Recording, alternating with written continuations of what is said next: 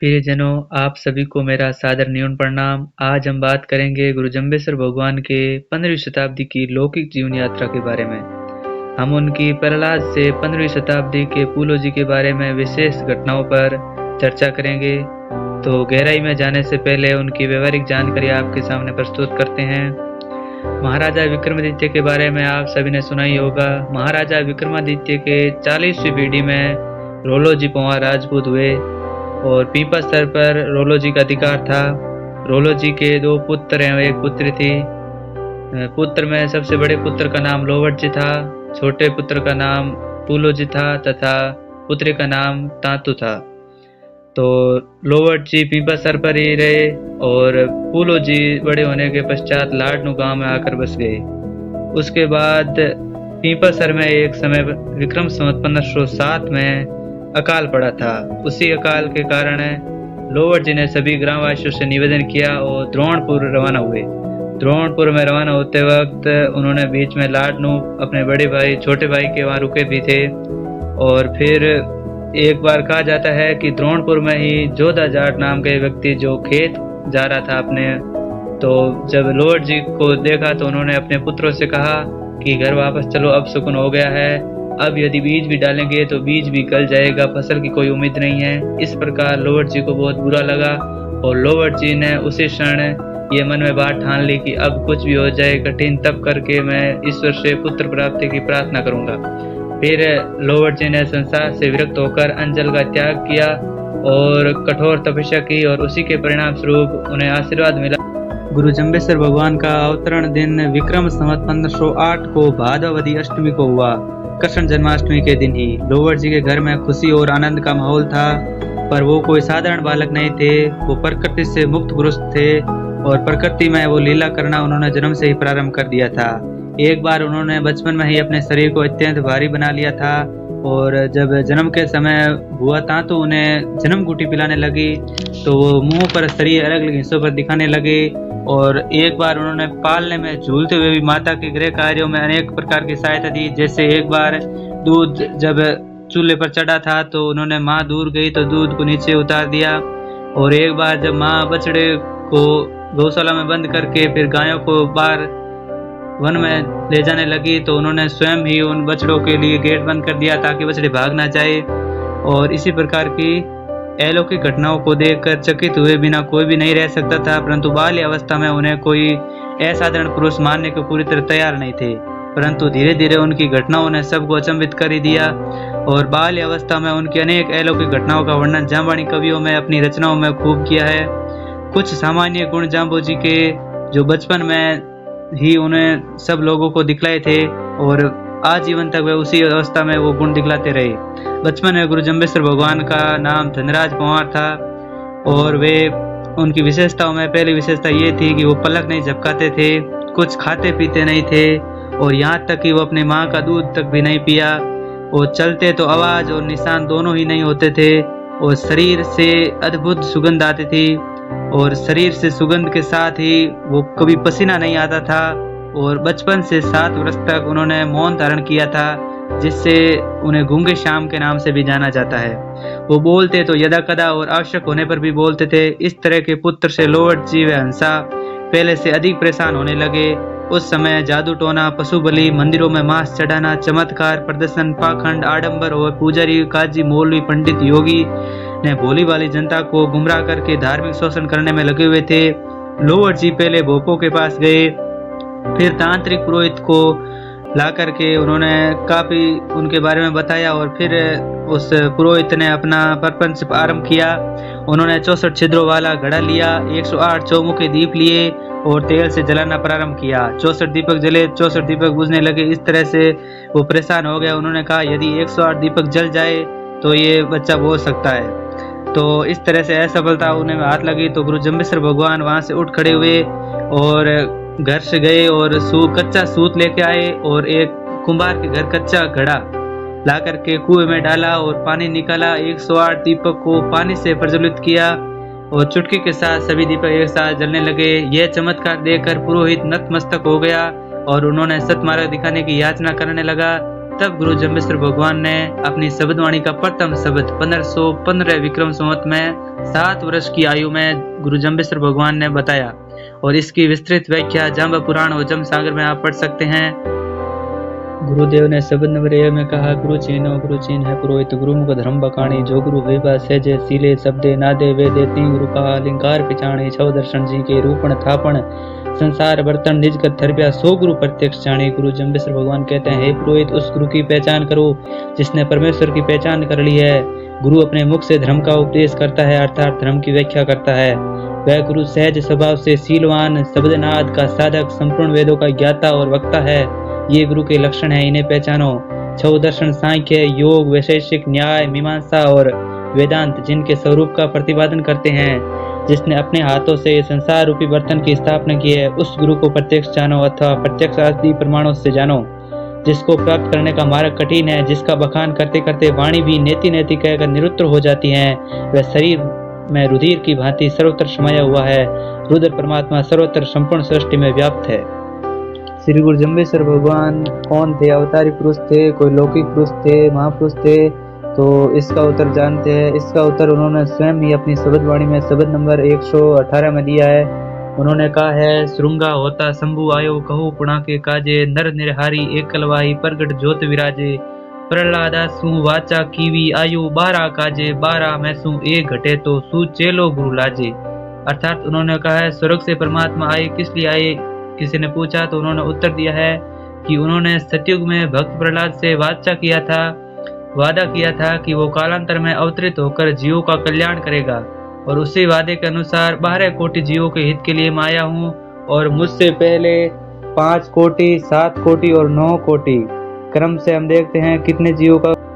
सतयुग में प्रहलाद के अनुयायियों में से 5 करोड़ जीवों का उद्धार प्रहलाद के साथ ही हुआ था। त्रेता युग में 7 करोड़ जीवों का उद्धार राजा हरिश्चंद्र के साथ हुआ था। 9 करोड़ जीवों का उद्धार द्वापर युग में युधिष्ठिर के साथ हुआ था और कलयुग में 12 बच्चे पीछे 12 करोड़ जीवों का उद्धार के लिए स्वयं गुरु जम्बेश्वर भगवान विष्णु रूप को ही आना पड़ा। इसी कारण विष्णु पंथ को प्रहलाद पंथ के नाम से भी जाना जाता है। और श्री गुरु जम्बेश्वर भगवान ने अनेक जगह अपनी शब्दवाणी में अपने आप को अलौकिक पुरुष के रूप दर्शाते हुए अपने भगवत रूप का वर्णन किया है, जिसका आगे हम बात करेंगे। पशुचारण काल में उद्धरण कानावत ने एक बार उद्धरण कानावत की गुरु जम्बेश्वर भगवान ने सहायता की थी, उनकी सांडे डाकुओं से छुड़ाई थी। तो इसी से प्रसन्न होकर उन्होंने पूछा कि आप अलौकिक शक्ति हो, और अलौकिक शक्ति के साथ उन्होंने 4 प्रश्न पूछे। उन्होंने कहा, आपकी पीठ और पेट क्यों नहीं दिखाई देते हैं? आपकी आयु थोड़ी दिखाई देती है? आपका जन्म किस समय का है? आप किस देवता का जप करते हैं? जीव एवं ब्रह्म एक है या अलग अलग? इसका उत्तर देते हुए गुरु जम्बेश्वर भगवान ने अपनी शब्दवाणी में शब्द नंबर 4, 5 और 6 इन 3 शब्दों में उद्धरण कानावत को उपदेश दिया है। और गुरु जम्बेश्वर भगवान ने उन्होंने कहा है शब्द नंबर 4 में, जद पवन न होता जद पाणी न होता न होता धर गहणारू चंदन होता सुर न होता न होता गिंदर तारू गौवन गोरू माया जालन होता न होता हित प्यारू मायन बापन बैणन भाई साकन सैणन होता न होता पग परवारू लख 84 जिया जूणी न होती बणी 18 भारू सप्त पताल फुनिंदा न होता सागर खारू अजिया सजिया जिया जूणी न होती कूड़ी भरतारू अर्थन गर्तन गर्व न होता तेजी त्रुंग तुखारू हाट पटन बाजार न होता राजदवारू चावन चेहन कोका बाणन होता तद होता एक निरंजन शंभु की होता धंधुकारू बात कदो की पूछे लोई जुग छत्तीसु विचारू तहाँ परेरे अवतर छत्तीसा पहला अंतन पारू मेतद पण होता अब पण आछे बल बल होइसा कह कद कद का करूं विचारू। गुरु जम्बेश्वर भगवान ने शब्द नंबर 4 में समझाया कि सृष्टि के आदि से पूर्व तक निरंजन स्वयं भू था और धुंधलेपन की स्थिति थी। अहम ब्रह्मास्मि के रूप में गुरु जम्बेश्वर भगवान का कथन है कि मैं तब भी था, अब भी हूँ और भविष्य में भी रहूंगा।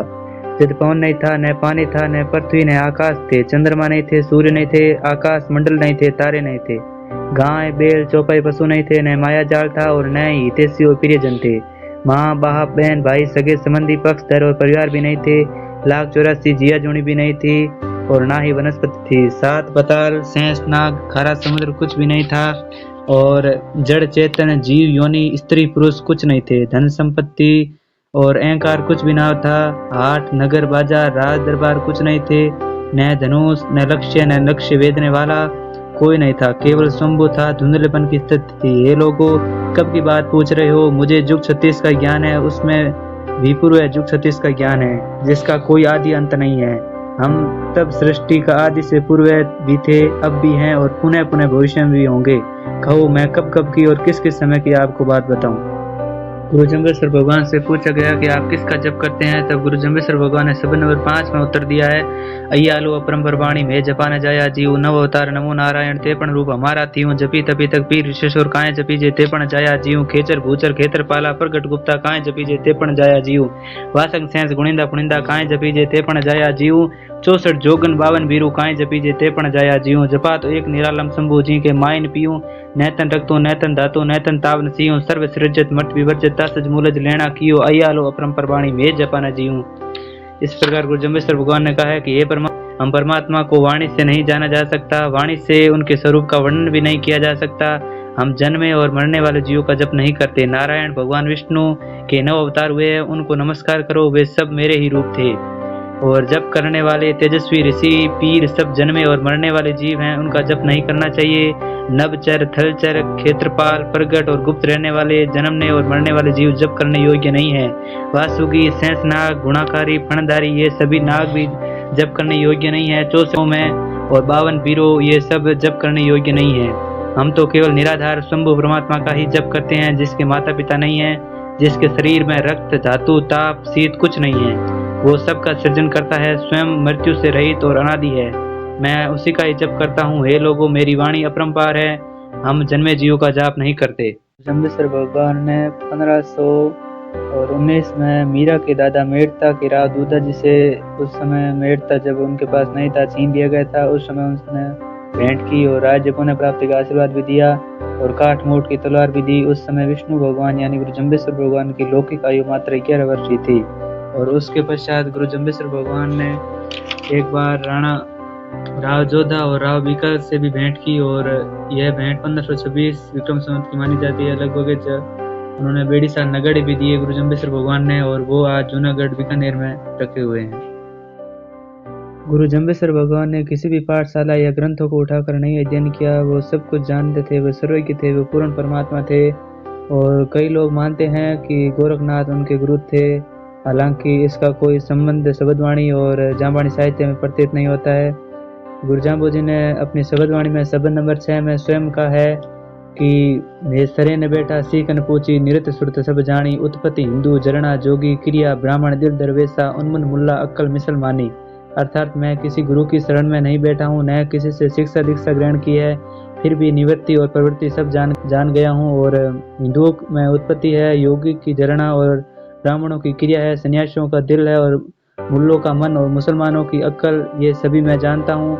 अतः मैं उत्पत्ति से हिंदू, सहनशीलता में योगी और कर्म में ब्राह्मण, दिल से दरवेश, मन की स्थिरता में मुल्ला के समान हूँ।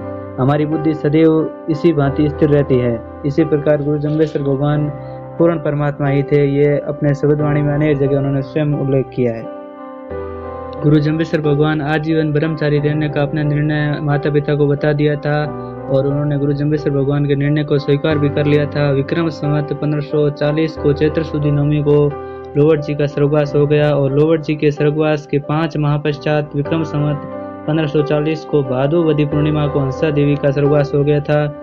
और अपने माता पिता के स्वर्गवास से पूर्व गुरु जम्बेश्वर भगवान ने उन्होंने ये बताया कि मैं द्वापर युग में कृष्ण था और द्वापर युग में आप कृष्ण के माता पिता थे और उस समय मैं बुढ़ापे में आपकी सेवा करने में असमर्थ रहा, इसलिए इस जन्म में सेवा करने का वचन निभाया है।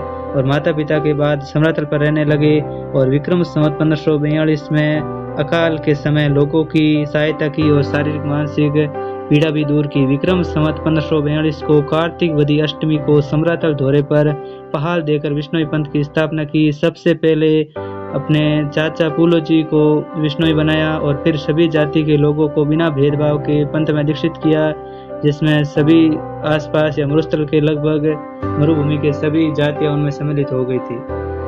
विष्णुई पंथ में सबसे अधिक महत्व 29 नियमों का है और यह नियम विष्णुई समाज की पहचान के आधार है। गुरु जम्बेश्वर भगवान ने विष्णुई पंथ की स्थापना के समय इन्हीं नियमों का उपदेश दिया और यही विष्णुई पंथ की आचार संहिता है। और विष्णुई पंथ पवित्र समाज के रूप में जाना जाता है और यह केवल विष्णु समाज के लिए ही नहीं अपितु उस मानव के लिए है जो अपने जीवन को बेहतर और गुणवत्ता युक्त बनाना चाहता है। 29 नियमों का संबंध काल, जाति और स्थान से संबंधित न होकर के मानव जाति से है। नियमों का पालन पर कुछ हमें मनुष्य को सुख शांति से जीवन जी सकेंगे और मोक्ष की प्राप्ति संभव है।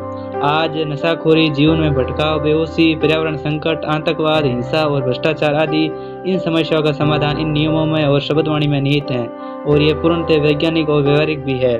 29 नियमों को जानते हैं। सर्वप्रथम है, गुरु जम्बेश्वर भगवान ने कहा है 30 दिन तक सूतक, 5 दिन ऋतुवंती न्यारा और प्रत्येक का स्नान करना, सील का पालन करे, संतोष धारण करे, बाहरी व आंतरिक पवित्रता रखे, प्रातः साय संध्या वंदन करे, संध्या को आरती और हरिगुण गाए, प्रेम पूर्वक हवन करे, पानी, वाणी, ईंधन, दूध को छानकर प्रयोग करे, क्षमा रहे, हृदय में दया धारण करे, चोरी न करे, निंदा न करे, झूठ न बोले, वाद विवाद न करे, अमवस्या का व्रत रखे, विष्णु का जप करे, प्राणी मात्र पर दया करे, हरा वृक्ष न काटे, काम, क्रोध, मद, लोभ, मोह आदि को अपने वश में रखे और रसोई को अपने हाथ से करे, ठाट अमर रखे, बेल को नपुंसक न बनाए, अमल न खावे, तंबाकू का प्रयोग न करे, भांग न पीवे, मांस न खावे, मदिरा न पिए, नीले वस्त्र का प्रयोग न करे। इसी प्रकार गुरु जम्बेश्वर भगवान ने 29 नियमों की आचार संहिता विष्णु समाज को प्रदान की। गुरु जम्बेश्वर भगवान से संबंधित राजा जो उस समकालीन में हुए थे उनमें थे राजा दिल्ली के थे सिकंदर लोधी, नागौर के मोहम्मद खां, जैसलमेर के राव जैत सिंह, जोधपुर के राव सांतल भी थे और मालदेव भी थे, मेवाड़ के राणा सांगा थे, बीकानेर के राव लूणकरण थे और 51 वर्ष तक सुखपूर्वक भौतिक जीवन जीने एवं मोक्ष प्राप्ति के उपदेश देते रहे। और 1500 विक्रम संवत 1563 को आसम कासम दर्जी का जो कार्य करते थे मुसलमान थे उनको सिकंदर लोधी से छुड़ाया और सिकंदर लोधी को चमत्कार दिखाकर उन्होंने सतमार्ग का उपदेश दिया, उनसे क्रूरता का त्याग करवाया और कर्नाटक के शेख सिद्धों व मुल्तान के सद्दारी मुल्लों को भी उपदेश दिया और गौ हत्या बंद कराई। मोती मेघवाल को बीदा जोधा व द्रोणपुर ने बंदी बनाया था गुरु जम्बेश्वर भगवान को परखने के लिए और उस वक्त भी मोती मेघवाल को गुरु जम्बेश्वर भगवान ने छुड़ाया। ये घटना लगभग 1550 से 1555 विक्रम संवत की है। और राणा सांगा व जाली रानी से भेंट संवत 1572 में हुई थी और जाली रानी जांबुड़ा तालाब की खुदाई के समय वहां आई और उन्होंने कुछ धन सहायता भी दी थी।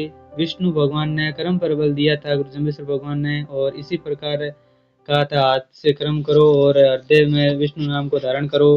और मालदेव से भेंट लोहावट में विक्रम संवत 1584 के आसपास हुई थी और गुरु जम्बेश्वर भगवान ने अपने शब्दों में लोहा पांगल बालकनाथ इसी प्रकार अनेक नाथ योगियों को 21 शब्दों द्वारा उपदेश दिया, क्योंकि उस समय मरु प्रदेश में लगभग नाथ और जैन भी थे, मुसलमान थे, इन्हीं धर्मों का प्रचलन था और मुसलमानों को भी 9 से 10 शब्दों में उपदेश दिया गया था और जीव हत्या को अल्लाह का आदेश न मानने का कहा था कि ऐसा कोई आदेश नहीं है अल्लाह का।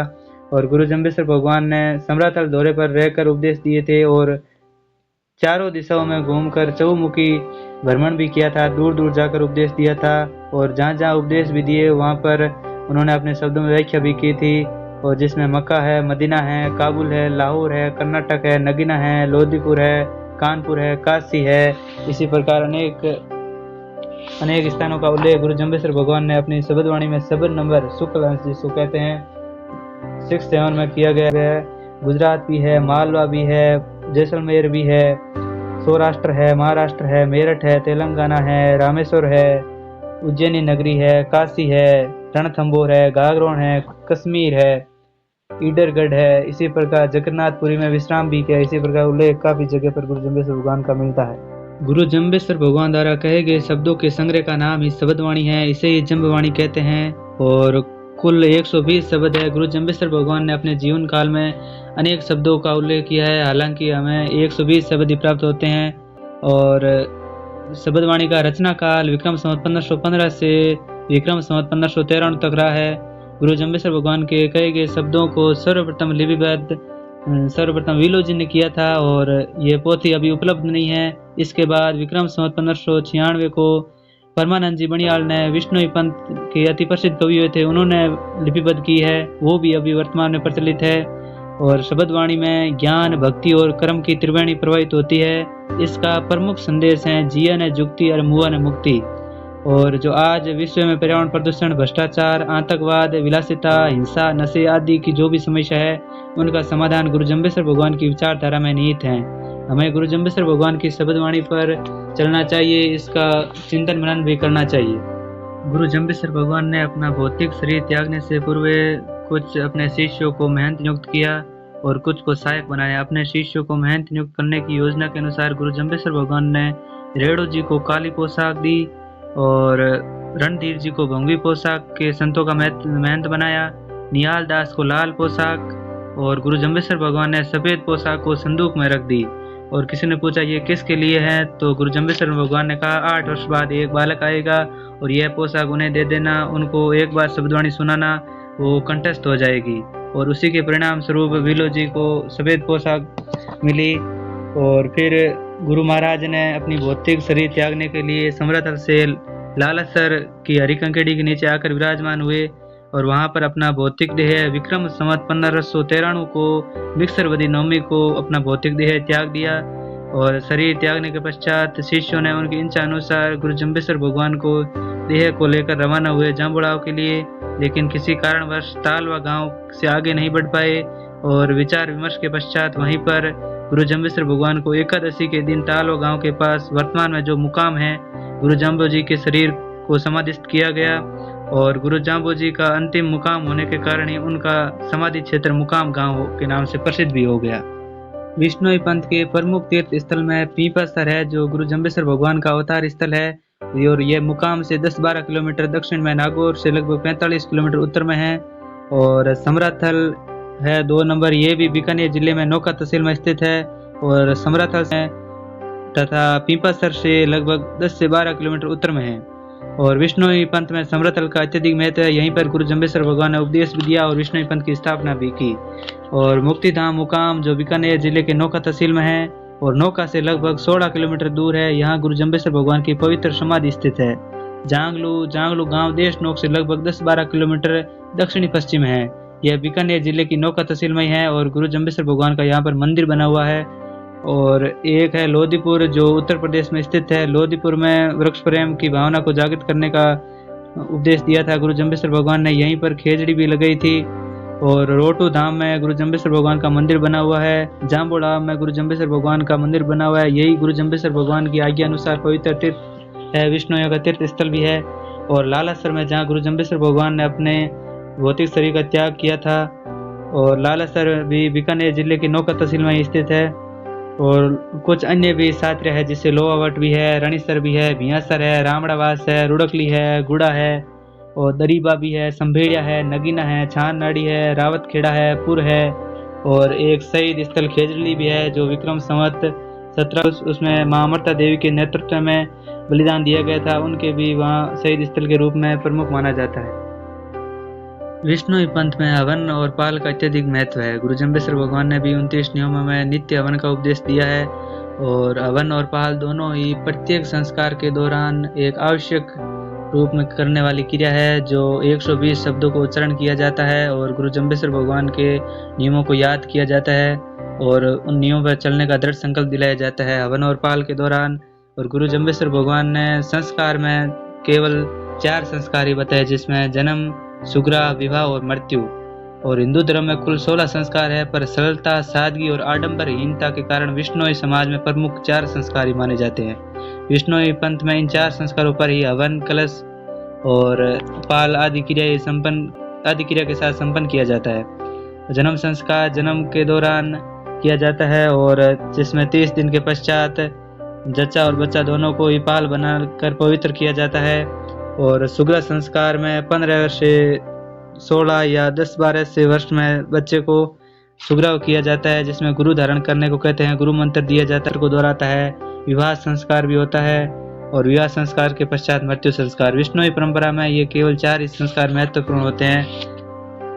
प्रत्येक पंथ की अपनी एक अलग पहचान होती है। भाषा, पहनावा, रीति रिवाज, संस्कार और विभिन्न प्रणाली के द्वारा हर पंथ की एक अलग अलग पहचान होती है। विष्णोई पंथ का भी एक अपना विशिष्ट राह है और ये अपने पुरुषों में सफ़ेद और सरलता के साथ वस्त्र पहने जाते हैं और महिलाएं तो सामान्यतः लाल रंग का ही वस्त्र धारण करती हैं।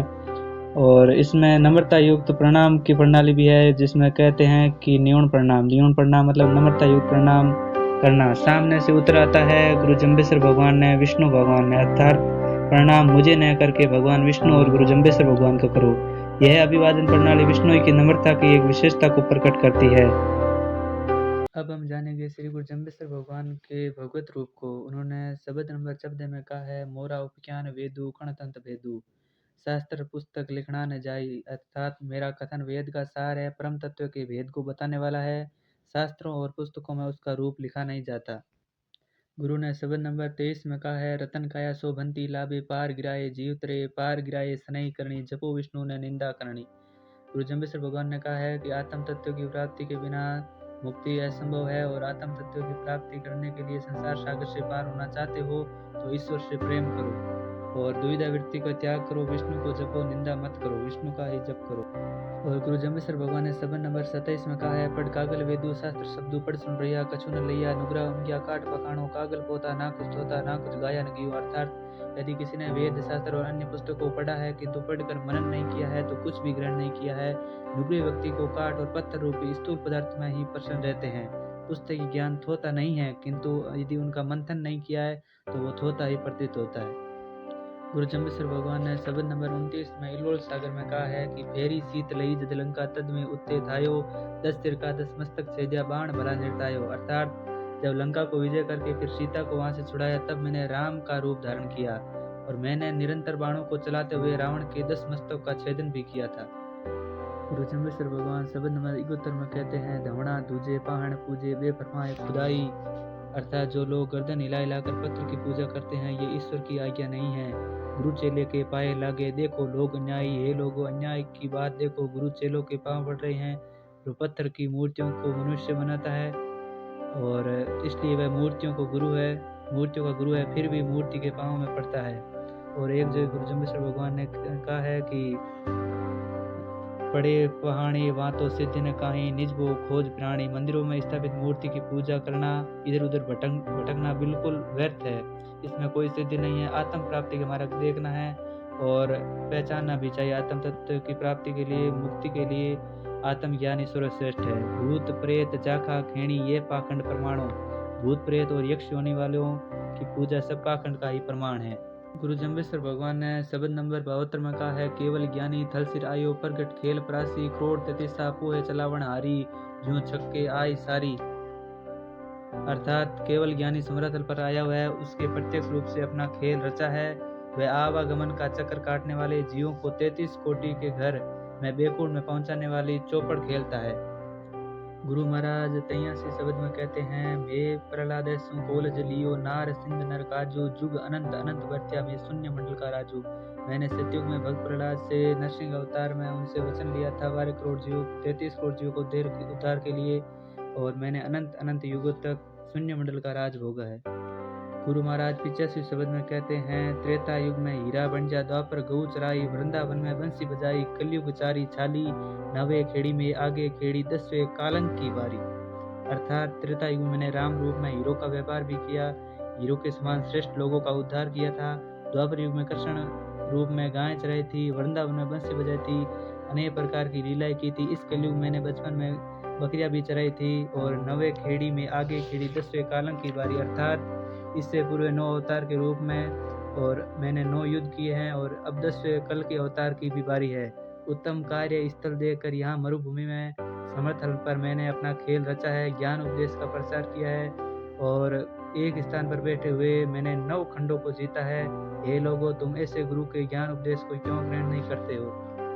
गुरु महाराज ने शब्द नंबर 90 में कहा है, 24 चेड़ा कालिंग केड़ा, इत्थक कलावंत आय से, बेफर आसन मुकर होए बसेला, नुगरा थान रचाए से, काठ का घोड़ा निर्जीवता सिर जीव कराए से, ताने दाल चराए से, अदर आसन मांड बसेला, मुआ मड़ा हसाए से, गुरु आसन सम्राट ले, कहे सतगुरु भूल मत जाइयो, पढ़े लो अब के दो जगह। अर्थात ये लोगों कलयुग में भविष्य में 24 प्रकार के भूत प्रेत आदि की साधना करने वाले अनेक पाखंडी कलाबाजी उत्पन्न होंगे, आएंगे, ईश्वर से विमुख आसन लगाकर बैठेंगे, किसी नुगरे भूत प्रेतों की पूजा स्थापना करेंगे, और काठ का घोड़ा अर्थात लकड़ी के घोड़े को बनाएंगे, उसको जीवित करेंगे, उनको दाल चराएंगे, वे अधर आसन लगाकर बैठेंगे और मरे हुए शवों को भी हंसाएंगे। गुरु जम्बेश्वर भगवान कहते हैं, गुरु का आसन तो केवल समरातल पर ही है। गुरु कहते हैं कि हे शिष्यों, मेरी बात को भूल मत जाना, नहीं तो अत्यंत भयानक नरक में पड़े हुए कष्ट तुम्हारा जीवन होगा और मुक्ति असंभव हो जाएगी। गुरु महाराज ने शब्द नंबर 92 में कहा है कि सहज स्नानी केवल ज्ञानी ब्रह्म ज्ञानी सुकृत अहल न जाई, क्यों क्यों घंटा क्यों क्यों सुनता, समझ बिना कछु सिद्धि न पाई। वह सतगुरु सहज ज्ञानी रूपी गंगा में स्नान करने वाला केवल ज्ञानी ब्रह्म ज्ञानी और पूर्ण योगी है। मुक्ति है तो सुकृत करना चाहिए और सुकृत कभी व्यर्थ नहीं जाते। मंत्र पढ़ने से सुनने से कुछ नहीं होता, बिना समझ के मुक्ति असंभव है। और गुरु जम्बेश्वर भगवान ने शब्द नंबर 94 में कहा है, सहस्त्र नाम भाई सहस्त्र नाम साईं भर शंभु मेरु पन्ना आदि मुरारी। आदि विष्णु मुरारी एक ही है, वह स्वामी के सहस्त्र नाम है, वह स्वयंभू और अनेक रूपों में उत्पन्न हुआ है। जांबा गोरख गुरु अपारा, काजी मुल्ला पढ़िया पंडित निंदा करे गवारा।